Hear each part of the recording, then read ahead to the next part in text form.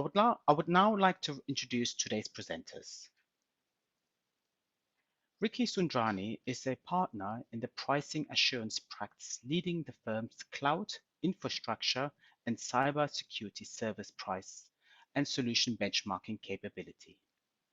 Kumar Avijit is a practice director in the information technology services team at Everest Group and leads the cloud and infrastructure practice and assists clients on syndicated and custom research engagements on topics related to cloud, infrastructure, network, and security services.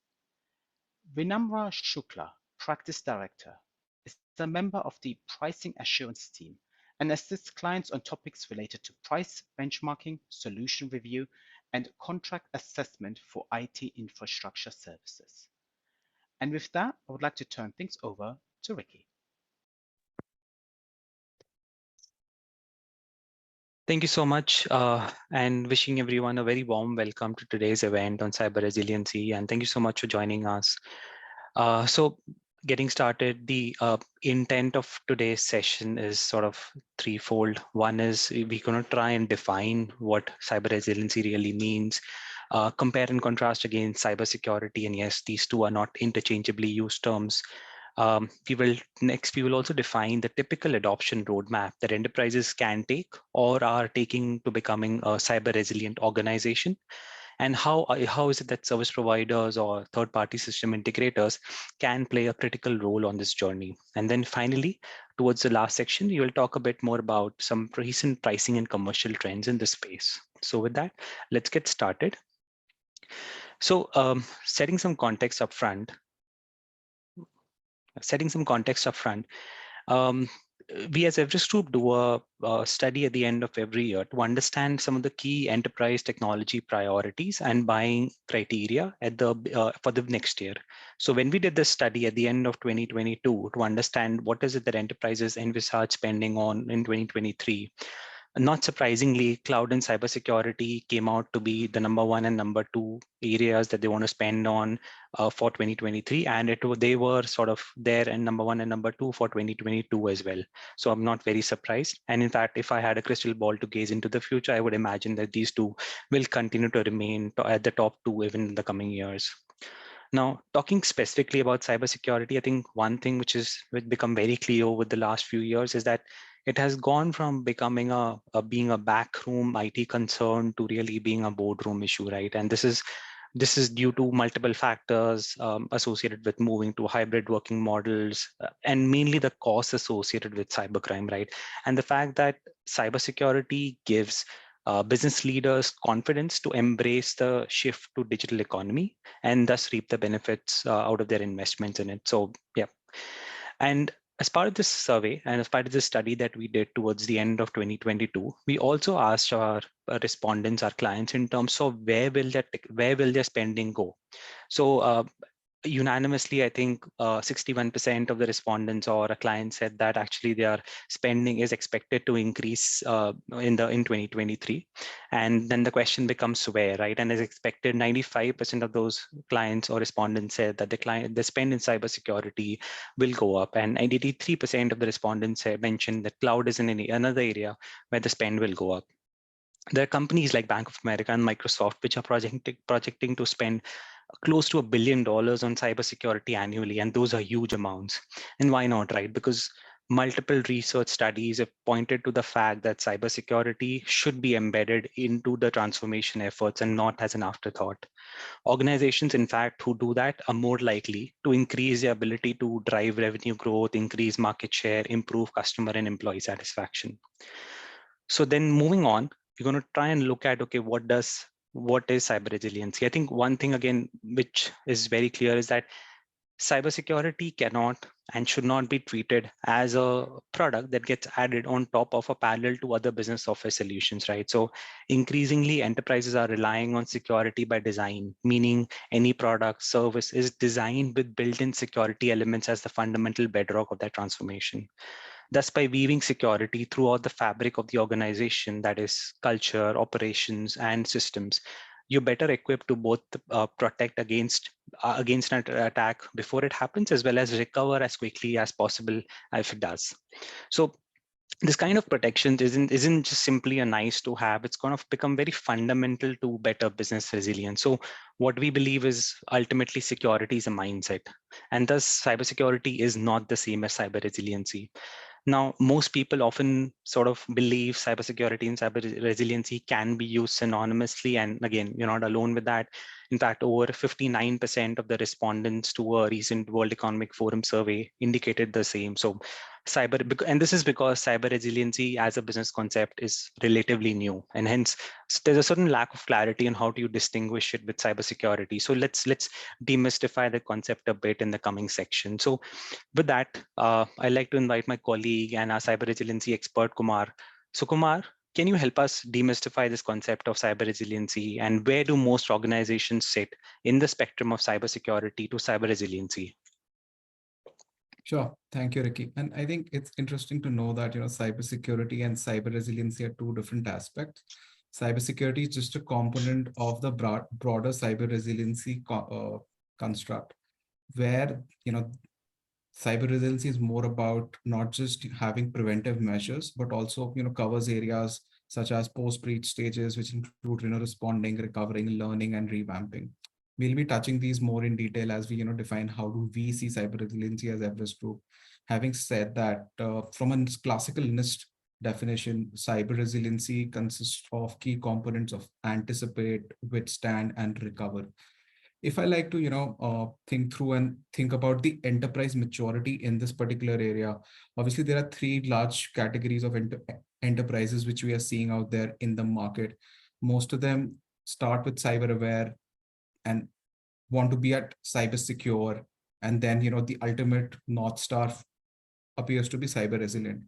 What we're trying to understand here is that majority, and this is the pre-COVID enterprise maturity state, where most of them were in the cyber aware domain from an enterprise side. I think people always valued security. People always thought that security should have investment, but they were not defining the people, process, technology needed to deliver the right cybersecurity, or to build the right cyber resilient organization out there.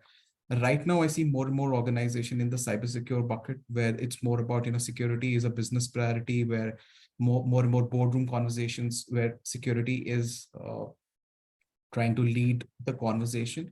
But having said that, cybersecurity over there still remains more of a preventive control mechanism, where they do not see cybersecurity to be a growth enabler.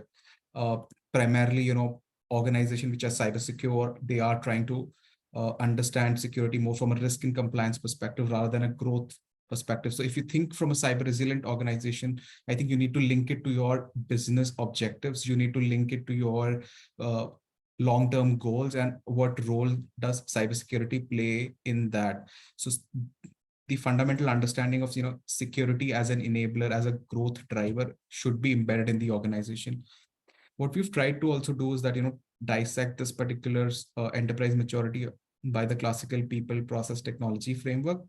We see, if you see from a people aspect, from cyber aware to cyber resilient, it moves away from lack of accountability to defining specific cybersecurity roles, to embedding these roles across the organization, and understanding and proactively engaging them in a security mindset at an organization, which has an important aspect of culture, where culture drives a lot of security related investment out there.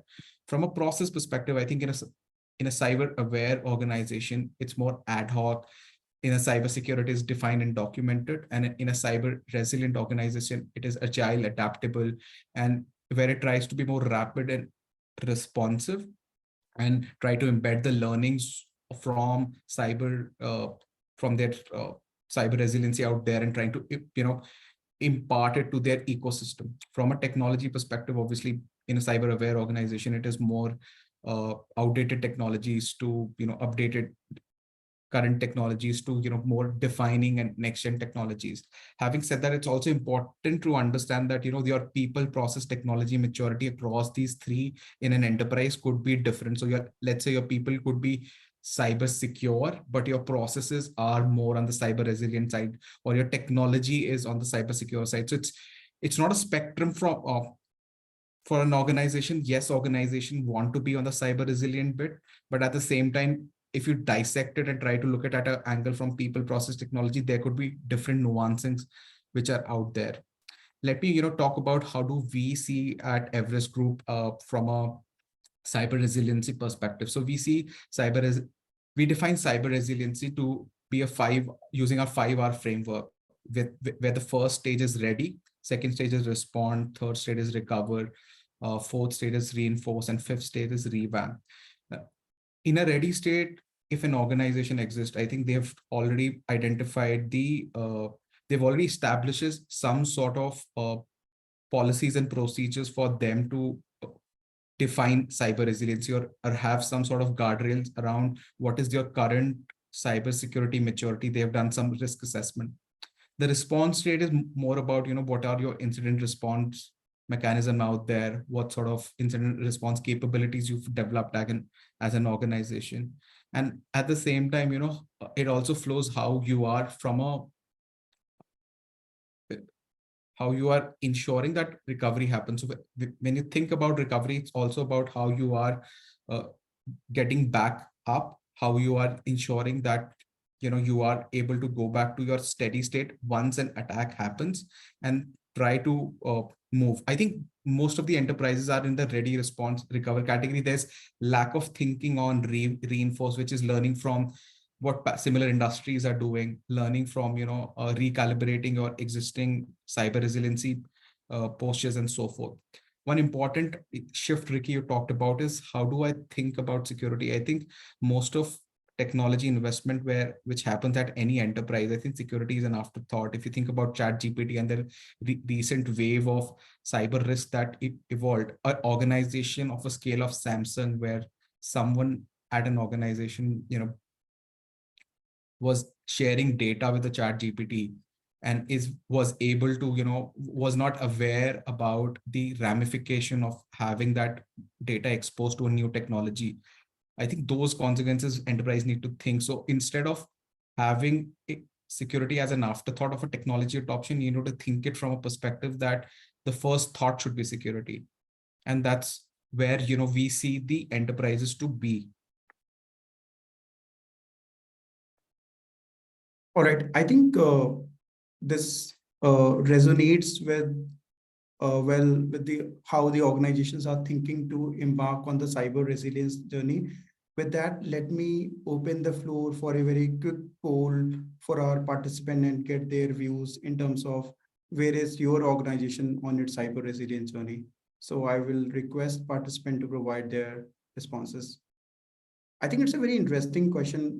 I can relate to an example of one of the company in the financial services which reported data breach, and it happened due to the vulnerabilities on the open source system, impacting millions of users, and the company had to invest a lot of money in the infrastructure, security, and network services.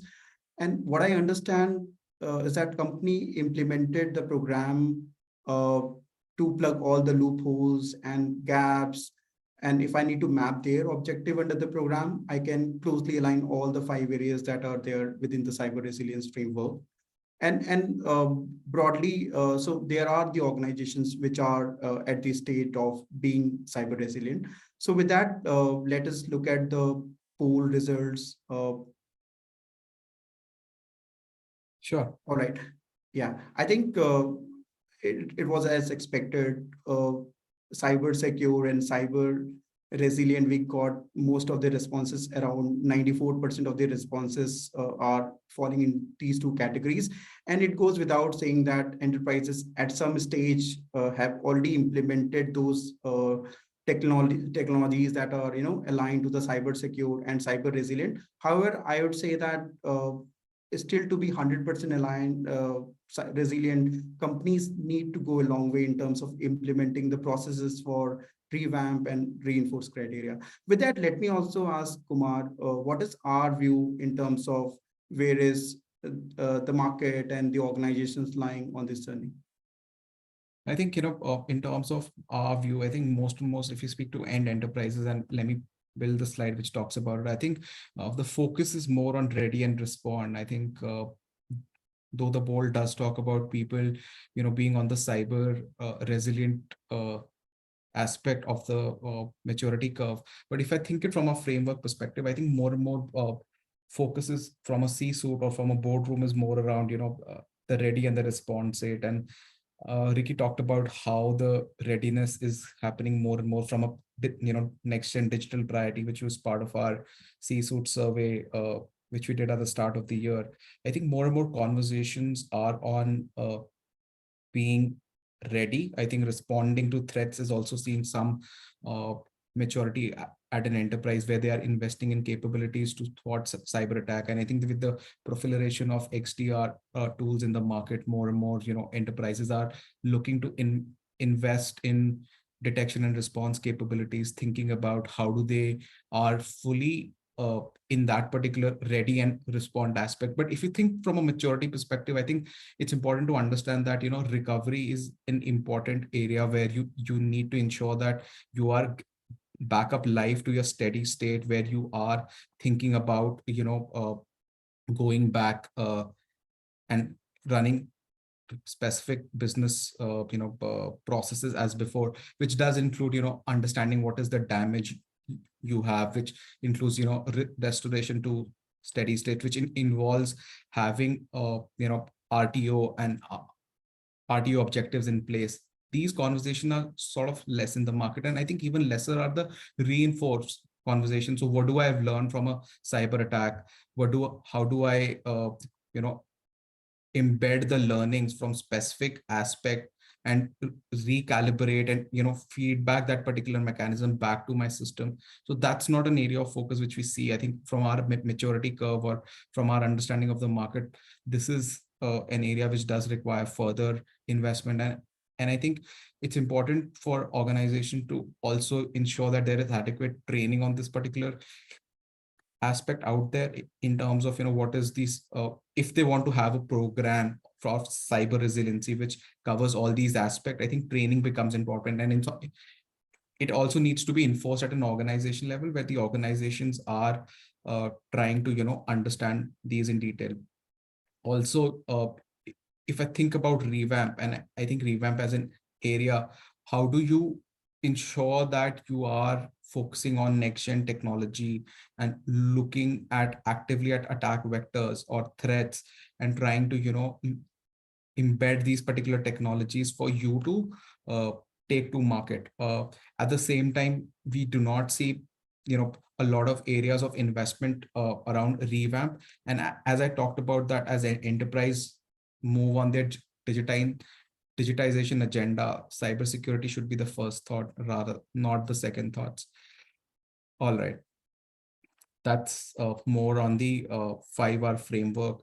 We also believe that, in this particular section where we've established how enterprises are seeing cyber resiliency, we also want to focus upon the role of mature SIs or system integrators in helping enterprise adopt cyber resiliency. So what are the different aspects of SI role which is out there? I think from a SI role perspective, obviously services, solution, partnership, talent, and engagement model remain 4 areas where we see SIs to have a important role to play. Services is part of the larger bucket of services which they deliver to an enterprise, and how are they thinking of embedding cyber resiliency in those solutions are your own internal IPs and framework, and I'll talk more in as we take a deeper look. Partnership, talent, and engagement models would also need to embed cyber resiliency.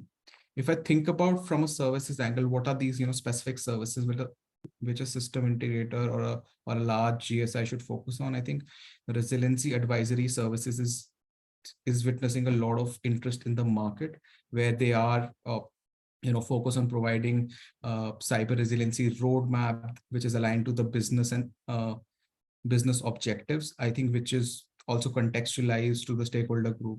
Obviously, if you think about from a system integrator perspective, there is also cyber integration services which would include that you are leveraging your expertise in unifying different cyber programs which could happen at an enterprise, they are running in specific BU. So at a BU level, what is the cyber maturity? How do you integrate it and bring it all together? So those are a couple of services areas.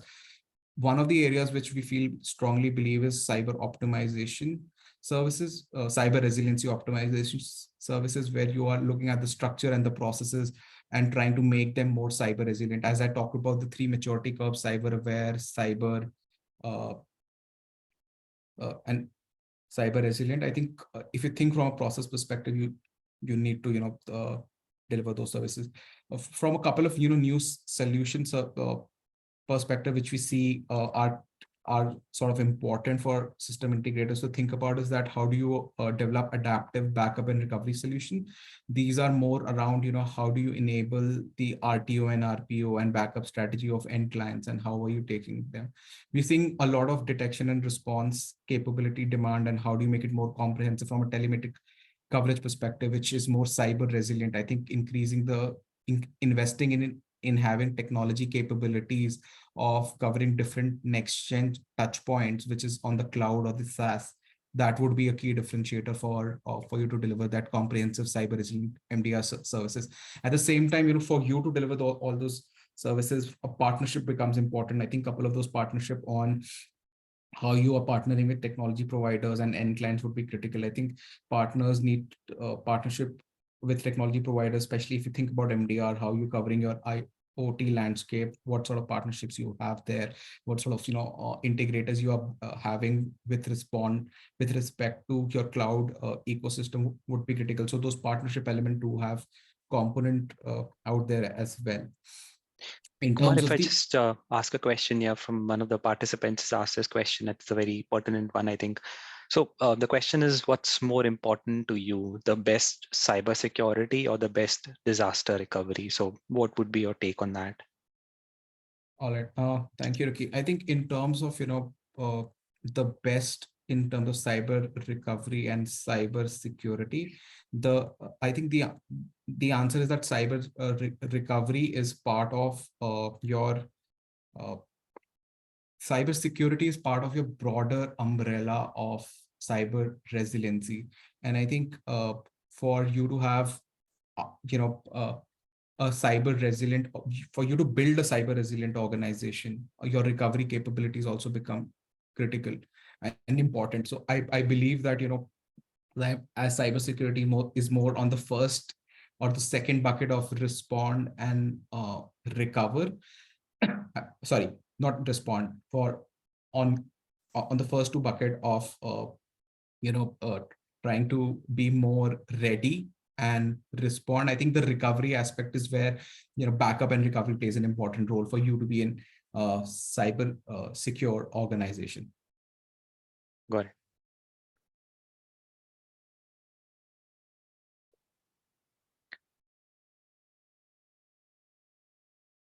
You've gone on mute, sorry, Kumar. Sorry, I think from a talent and an engagement model perspective, I think those are aspects which would require you to hire, especially from a talent perspective, hiring the best of breed, ensuring that you have the right retention mechanism in terms of having the best compensation, the skilling journeys. I think those become important. I think as an SI, we've seen a talent war cool off on other areas, but cybersecurity is an area where the demand is always, from a cyber talent perspective, pretty high. I think there is a 3x shortfall from as per the latest web survey, where we see cyber talent being so much in demand. So investing in that talent capabilities.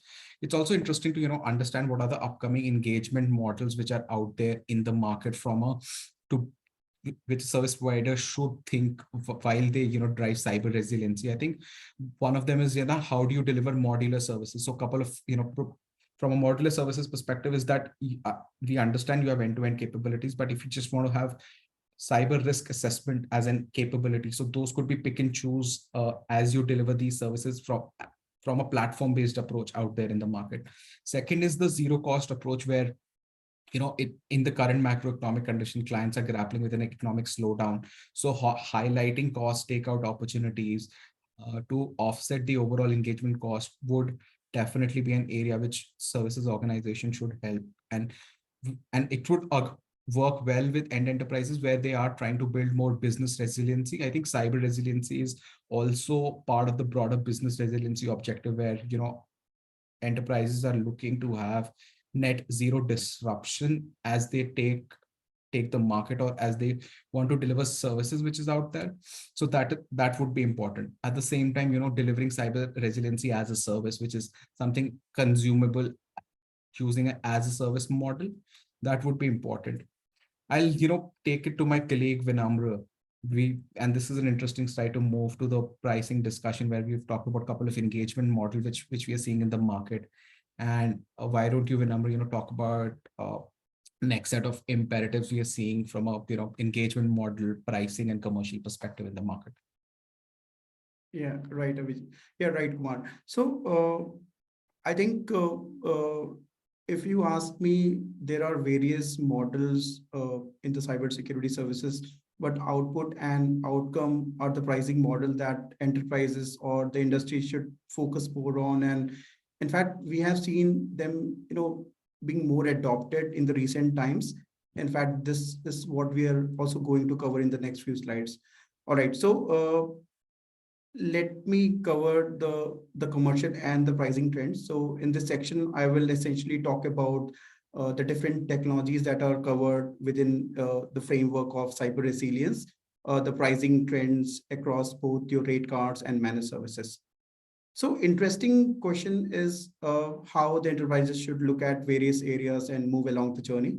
I think in the previous section, my colleague Kumar talked about each R and the different elements within each R.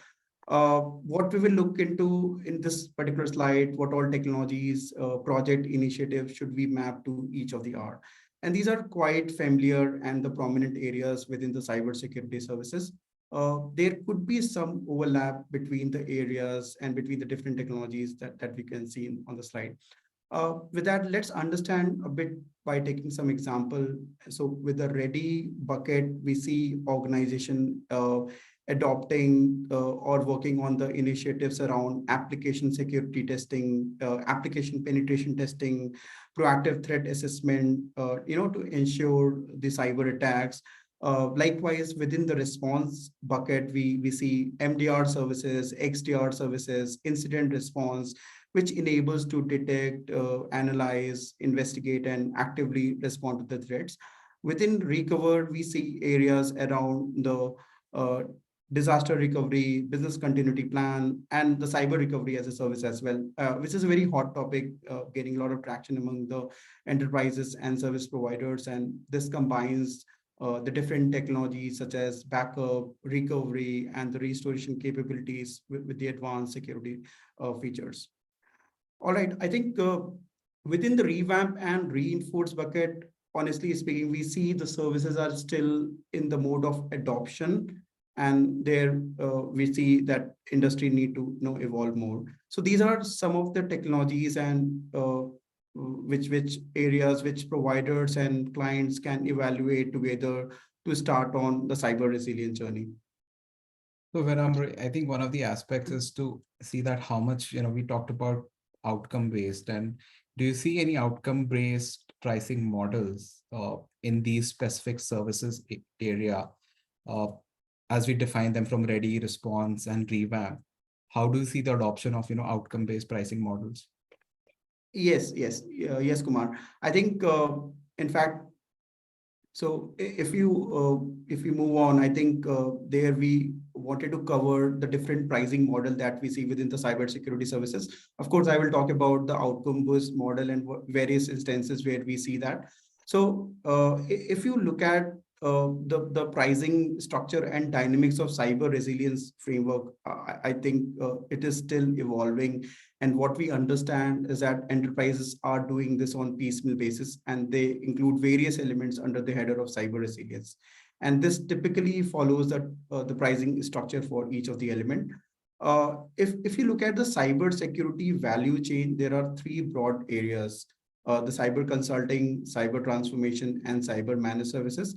Cyber consulting is the initial state, and this mostly involves the project around the assessment or consulting work. Typically, we see this being charged on the basis of time and material model, especially for the evolving areas around XDR or MDR or SASE, where the scope is not very clear. We see T&M model being the prevalent one. Next, we talk about the cyber transformation, which is the next phase, and this mostly involves the project around the implementation of security solution, for example, the implementation of SIM solution or the SOAR solution. And we see these are being typically charged on the basis of fixed fee model, uh, at least in the areas where the scope is pretty clear. Uh, in the managed services, the common pricing structure is output based. When we say output based, it refers to the RU based pricing mechanism or the mix of RU based and the fixed fee. Of course, fixed fee will be mostly applicable for the areas such as threat management or the managed compliance services, where it is slightly difficult to come up with a very concrete RU. All right, I think uh, here are some of the examples of the output-based model. Now, if you look into the pricing mechanism a few years ago, it used to be a black box pricing, and provider used to bundle everything and give it a very fixed line item to the customer. Now, the clients have started focusing on the nitty-gritties, and they want to have the transparency into the pricing mechanism. Yeah. Which is in a way related to the effort and the other levers used in the deal construct. So some of the illustrative examples we have presented here, for example, in the cloud security, pricing is being done on the basis of user.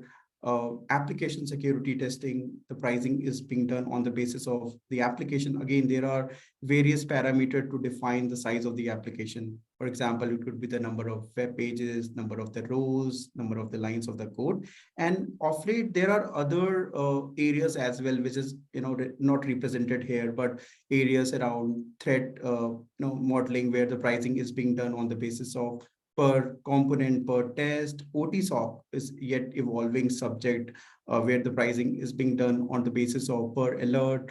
Database activity monitoring, where the pricing is being done on the basis of per database instance. So I think back to the question which was probed by Kumar on the various pricing model, at least on the outcome-based model. So in fact, we are also seeing that industries are adopting the outcome-based model in some of the use cases. For example, in SIM services, the metric is per EPS, which is at times not a very correct way of measurement of the effort. Environment could generate higher EPS or the lower EPS. Not every EPS will translate to the alerts or the incidents, and hence the overall alerts and incident might not have much of the impact, right? And that is the reason why we are seeing that the client have shifted their gears towards the outcome-based model, such as per alert or the per incident. And in fact, where the client is also asking the vendors to reduce the tickets or the alerts over the period of the time. Yeah, and I think these are a handful of the different areas where we are seeing the output-based model. With that, let me open the floor again for the participant to get their views in terms of what are the pricing mechanism in your cybersecurity contract? Is it a fixed fee model, time and material, resource unit based model, outcome based model? Time and material here we refer to the FT rate card, resource unit based pricing. Again, we talked about in the previous slide in terms of pricing per user, pricing per endpoint, and the outcome based pricing, which is linked to the outcome. So let's give another 10 seconds to close the poll. All right, 5, 4, 3, 2, 1. I think we can close the poll. All right. Yeah, I think not surprisingly, we are seeing the mixed response. In fact, fixed fee around 21%, time and material around 18%, RU pricing around 39%, and outcome-based pricing around 21%. In fact, this resonates well with our understanding as well. We talked about the RU-based pricing mechanism that the enterprises and the providers have started adopting, because that provides flexibility and transparency into the pricing mechanism. Again, given the evolving state of the cybersecurity services, we see time and material as well for the consulting work. Fixed fee is also there, considering that evolution of themes around SASE, MDR. We see the transformation project being charged on the basis of fixed fee model. So I think, yeah, this resonates well with our understanding as well. All right. Uh, yeah. With that, let me move over to the pricing view, the rate card view, price movement across in the last few years.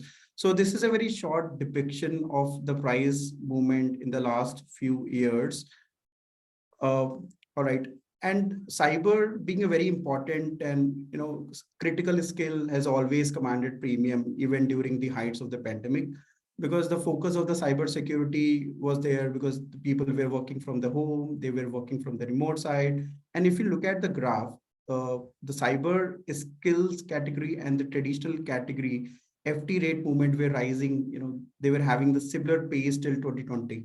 But in recent 2 to 3 years, the trajectory of cyber and traditional skills have seen some bit of difference. And cyber skills has seen higher increase compared to the traditional skills. In fact, we also covered this in the previous webinar, where we provided the view till H2 2021 and forecasted the view till H1 2022. Now, if you look at the actuals in the last 12 months, the rate moved in the similar fashion that we anticipated last year. And the prices at both offshore and onshore has increased by roughly around by 5 to 6%. While this is the average general view, of course, there would be some areas which would see higher increase like cloud security, specialized skills like IAM, threat management, which we will also talk about in the next slide. Okay. All right. So broadly, we have classified the services into 4 categories. And it's not very surprising that traditional security skills, which are more commoditized, have seen lesser increase in the price rise, while the next generation skills like IAM, forensic analysis, threat management, they are commanding higher increase in the FT rate. Looking at the traditional skills, we are talking about the areas around endpoint security, the typical firewall operations, vulnerability management, the data loss prevention, the managed compliance services, the GRC services. And within the next generation, within the advanced skills, we are talking about the DevSecOps, threat management, forensic analysis, IAM. Again, within the IAM, we are not only talking about the enterprise IAM, we're also talking about the consumer IAM. Then moving on to the cloud security, there's a lot of focus on the cloud security, given the workloads have already moved to the cloud or are in the process of moving to the cloud. So even under this area, we're seeing a lot of price increase in the FT rate. Security consulting is the other area where the providers are putting a lot of focus, given this also provides an opportunity to get into the managed services account. In fact, the cyber resilience strategy altogether comes under the umbrella of the security consulting, and providers are looking to build, security consulting to build the overall cyber resilience framework. So this has been the view of the FT rate cards over 2022. All right. So we covered the FT view. Now let us understand the output-based pricing movement. What we are seeing, the pattern is the RU-based pricing or the output-based pricing have started to decline because the providers are able to achieve the efficiencies, the high automation levers, the continuous improvement programs, the higher offshoring. In fact, in some of the situations, we have seen 100% offshoring as well, and clients are also comfortable in 100% offshoring. But however, what we are also seeing that there has been some plateau of the productivity observed for the very common skills. And this has resulted in either stabilization of the prices or slight increase in the RU-based prices. Yeah, if you look at the graph, the prices in H1 2022 index 200 declined by around 11 to 14% in S2 2022, and while in S2 2022 it's got slightly increased. So this is all view around the rate cards and output-based pricing construct. Let us look at some of the commercial and non-commercial levers which providers are leveraging to make the deal more competitive. With that, let me bring my colleague Ricky to cover some of those elements. Thanks, Vinam. I think we spoke about some of the FT related pricing trends and movements over the last few years. We spoke about what are the contemporary pricing models. Let's look at some of the other commercial aspects that we see providers using, right? So I think Vinamra touched upon this, first one being offshore, right? And prior to the pandemic, it was pretty common that clients wanted a small part of the team based offshore, right? And that's why you used to see the 80-20 construct being very common, 80% of the team being based offshore and 20% of the team based onshore. However, the pandemic sort of changed that.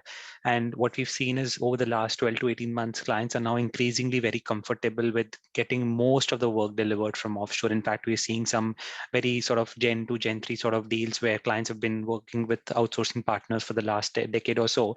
They're very comfortable even working with 95, 98% of the team based offshore and just having a very lean onshore governance layer. So that actually helps service providers to significantly manage their costs in a much better way. It helps their margins as well as be able to pass on some of the benefits of margin realization back to the clients as well. So it's a win-win for both. And of course, the talent availability is way better at some of the offshore-based and nearshore-based locations as well. So it's a win-win for both. The second is we're seeing a relevance of as a service construct. So back, I would say if you contrast to about 5 to 10 years ago, cybersecurity, it used to be all about MSSP, right? Where predominantly most of the deals were about where the service provider provided the people and the expertise, whereas and the client owned all the licenses, the platforms, the software. But that seems to be changing over the last 2 years or so, right? And more we're seeing clients expecting service providers to bring the full stack solution as part of their deals. And that would include not just the underlying license platform. So the clients are basically asking for give me digital identity as a service rather than me working with a SailPoint or IBM QRadar or any other vendor and then buying services from you. Let's just do an as a service sort of field or as a service sort of a deal, right? And this also fits quite well into enterprises' objectives around meeting or optimizing their costs, right? So 2023, at least the last one quarter there's been a lot of focus on optimizing costs and optimizing balance sheets, right? So moving from CapEx to OpEx is one simple way to do that. And that's why, again, this is another another driver which is causing a rise in as a service deal. So that's a major change in the market we've seen over the last 2 years or so. We've seen a fundamental change in the way services are being delivered, especially for cybersecurity, right? So a lot of the services are getting automated, and a very prominent example that comes to our mind is really around the SIM and SOAR, right? With the advent of SOAR, you no longer require as many level 1 resources as you needed earlier because most of it is getting automated or getting streamlined through advanced automation related use cases. And with the advent of generative AI and advanced enterprise artificial intelligence, you never know what the limit is over here. But I think that's fundamentally altered the way you look at how teams are structured. It's no longer constituted of a majority of level 1 junior resources who are mainly monitoring the platforms and looking for alerts and incidents. It's now getting replaced by all of that is getting done by the machine, and you'll be having only SMEs to look at the alerts, classify them, and look at the key ones which have been tagged by the systems. So that's a fundamental change. And finally, value added services, right? So I think we're seeing a lot of deals where providers are offering a lot of POCs, a lot of value added services as part of their as trying to grow their business, right? Basically, I think because this market is pretty competitive now. On the one side, we have the traditional MSSPs. On the other side, you have the security product vendors who are also slowly getting into the services space, for example. And some of these solutions themselves straddle across technology and services, right? For example, MDR is not a pure play technology technology solution. It's not a pure play services. Well, it straddles across both. Similarly, there's the big four providers, again, who are very active in this space, be it in the cyber consulting or the cyber transformation or the cyber managed services space. So we're seeing this market is quite competitive, and that's why we see a lot of providers offering value add services in the form of free threat intel advisory, proof of concept, doing a POC for a one business unit or one geography or a few consulting hours, which gets them as a hope to get into more business from them, right? So these are some of the more fundamental non-commercial and commercial levers that service providers are using in recent cybersecurity deals and cybersecurity and other deals. Moving on, so I think we are kind of through the key slides in terms of talking about pricing and commercial trends. Why don't I invite my colleague Kumar to sort of share his final takeaways and implications in terms of what is it that enterprises should be doing as they look to move on the cyber resiliency journey. Yeah.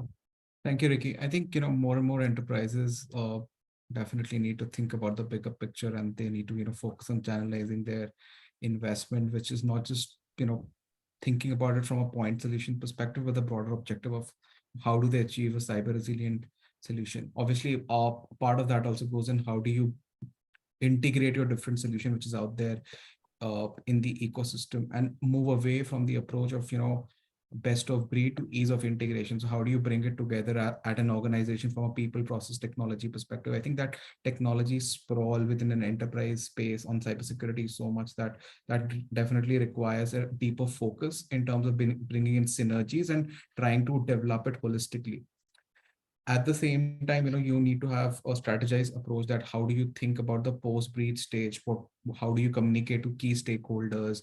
How do you, if you're a public listed firm, how do you communicate to the market? What sort of, communication channels between different stakeholders during an attack and after an attack should be there?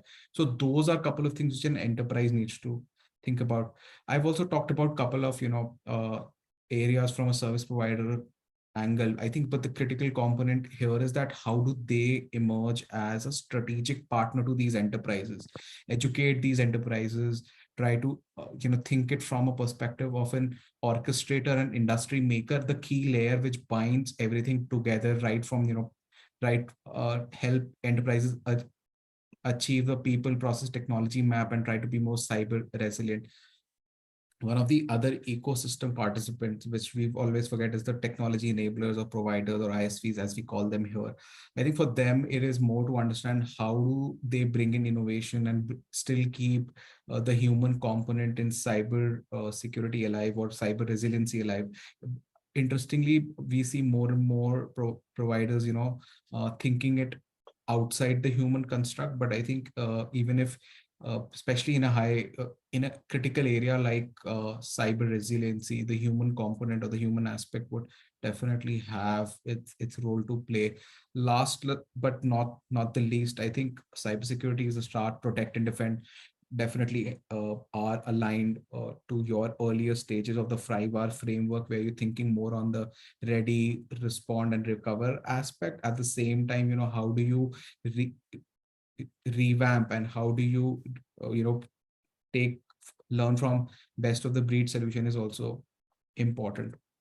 At the same time, I think we also need to see that how cybersecurity is more aligned to the business objectives and trying to think it from a perspective of business goals and business objective and so forth. Those are a couple of things which came to my mind. Ricky, anything you want to add here, or we are good? No, I think we are good. I think thank you so much for this, Kumar. I think if we move on and just open the floor to any questions that the audience may have. In fact, I'll take one of the questions that came through from the audience now. Is that really around how do you see the regulations evolve in the United States around cybersecurity, around cyber resiliency per se? Sure.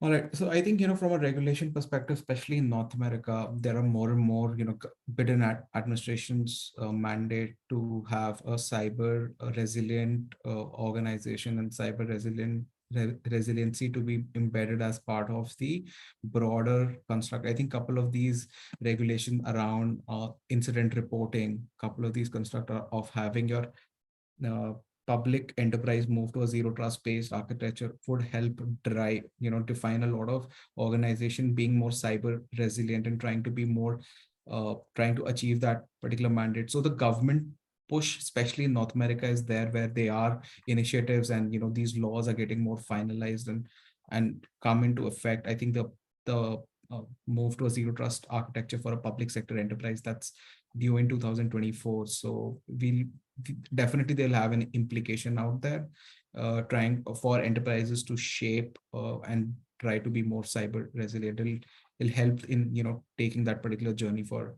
enterprises. Got it. Thanks for that. I'll take one more question. So there was a question around, do you see increase in offshoring is because of the expected market recession or the global economy leading to price optimization with offshore rates? Or is it a combination of skill set availability at offshore compared to onshore and nearshore? I think that's a very fair question. I think it's got to do with a couple of these factors. One is, of course, better talent availability at some of these offshore and nearshore locations. I think, as my colleague Kumar mentioned earlier, that cybersecurity talent is still very scarce to find, in spite of whatever we went through in 2022, and we are at the beginning of a sort of a talent cool down. But in spite of that, cybersecurity talent is still very hard to find. So it's a combination of getting better access to talent, clients getting more comfortable with working with offshore based teams, and thirdly, of course, given this year has, and in the last 2 quarters there's been a lot of focus on cost. So of course cost becomes a very important criteria. So it's a combination of all of that. I think, to me, if you were to ask me to hone down one, I think it would probably be the most important of these would be the ability for clients to be comfortable working with offshore or remotely deployed teams, because cost and skill availability was a factor even before the pandemic. But what changed really after the pandemic was because clients got more comfortable working with offshore based teams. So that's a big impetus to that. There was one more question around, are you seeing more service providers using pricing structures that are more outcome based or shared risk and reward?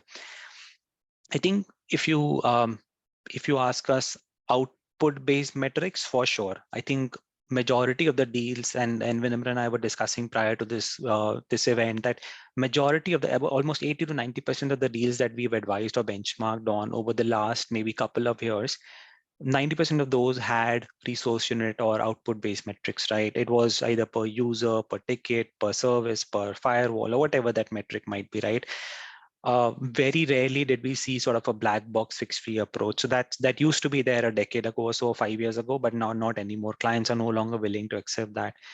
Are we seeing outcome based approaches? I think if you ask us, clients are asking for that. Clients certainly want a flavor of outcome. I think my colleague Vinamra also spoke about the SIM and the EPS correlation. The fact is that, okay, you keep on adding new devices to your environment, the EPS count will go up, your SIM environment will grow, and you keep on paying for additional EPS.